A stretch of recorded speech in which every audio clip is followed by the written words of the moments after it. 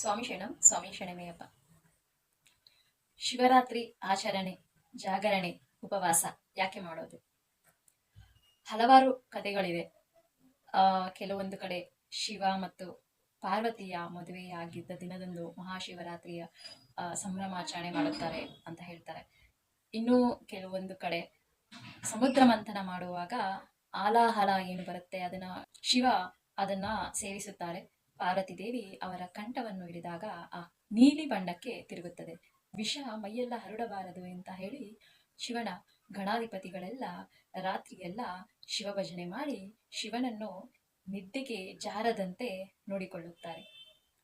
ಇನ್ನೊಂದು ಕಥೆಯಲ್ಲಿ ಶಿವ ಆನಂದ ತಾಂಡವ ಆಡಿದರು, ಹಾಗಾಗಿ ಶಿವರಾತ್ರಿಯನ್ನು ಆಚರಣೆ ಮಾಡುತ್ತಾರೆ ಅಂತ ಹೇಳುತ್ತಾರೆ.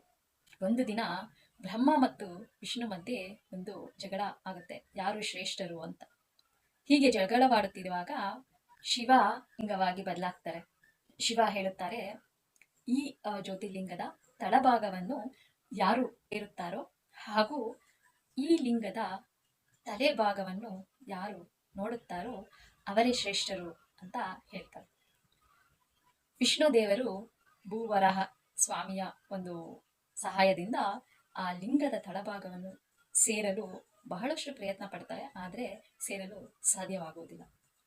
ಬ್ರಹ್ಮದೇವರು ಸಹ ಆ ಲಿಂಗದ ತಲೆಯ ಭಾಗವನ್ನು ಸೇರಲು ಸಾಧ್ಯವಾಗುವುದಿಲ್ಲ.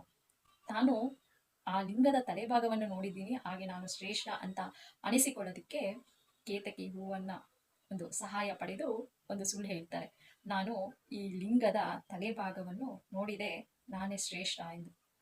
ಶಿವನಿಗೆ ಬ್ರಹ್ಮದೇವರು ಸುಳ್ಳು ಹೇಳುತ್ತಾ ಇದ್ದಾರೆ ಅಂತ ಗೊತ್ತಾಗುತ್ತೆ. ಆಗ ಬ್ರಹ್ಮದೇವರಿಗೆ ಶಿವನು ಶಾಪ ಕೊಡುತ್ತಾರೆ, ಭೂಮಿ ಮೇಲೆ ನಿನಗೆ ಎಲ್ಲೂ ಒಂದು ಪೂಜೆ ಯಾರು ಸಲ್ಲಿಸಬಾರದು ಅಂತ ಹೇಳ್ಬಿಟ್ಟು ಒಂದು ಶಾಪ ಕೊಡ್ತಾರೆ. ಹಾಗೆ ಕೇತಕಿ ಹೋಗು ಒಂದು ಶಾಪ ಕೊಡ್ತಾರೆ, ನಿನ್ನನ್ನ ಯಾವುದೇ ಒಂದು ಪೂಜೆಗೂ ಒಂದು ಉಪಯೋಗಿಸಲ್ಲ ಅಂತ ಹೇಳ್ಬಿಟ್ಟು ಒಂದು ಶಾಪ ಕೊಡ್ತಾರೆ. ಆ ದಿನ ಒಂದು ಕಾಸ್ಮಿಕ್ ಎನರ್ಜಿ ಜಾಸ್ತಿ ಇರುತ್ತೆ ಅಂತ ಹೇಳ್ಬಿಟ್ಟು ಒಂದು ಮಹಾಶಿವರಾತ್ರಿಯನ್ನು ಆಚರಣೆ ಮಾಡ್ತಾರೆ. ಆ ಕಾಸ್ಮಿಕ್ ಎನರ್ಜಿ ಇರುವ ಸಮಯದಲ್ಲಿ ನಾವು ಉಪವಾಸ ಹಾಗೂ ಜಾಗರಣೆ ಮಾಡೋದ್ರಿಂದ ನಮ್ಮ ದೇಹದಲ್ಲಿರುವಂತಹ ಎಲ್ಲ ಚಕ್ರಗಳು ಒಂದು ಆಕ್ಟಿವೇಟ್ ಆಗುತ್ತೆ. ವರ್ಷವೆಲ್ಲ ಮಾಡದೇ ಇರುವಂಥ ಒಂದು ಉಪವಾಸ ಈ ಮಹಾಶಿವರಾತ್ರಿಗೆ ಮಾಡಿದಂದು 1000ದಷ್ಟು ಒಂದು ಫಲ ಸಿಗುತ್ತೆ ಅನ್ನೋ ಒಂದು ನಂಬಿಕೆ ಸಹ ಇದೆ. ಇದು ಮಹಾಶಿವರಾತ್ರಿಯ ಒಂದು ಮಹತ್ವ. ಎಲ್ಲ ಮಹಾಶಿವರಾತ್ರಿ ಹಬ್ಬದ ಶುಭಾಶಯಗಳು.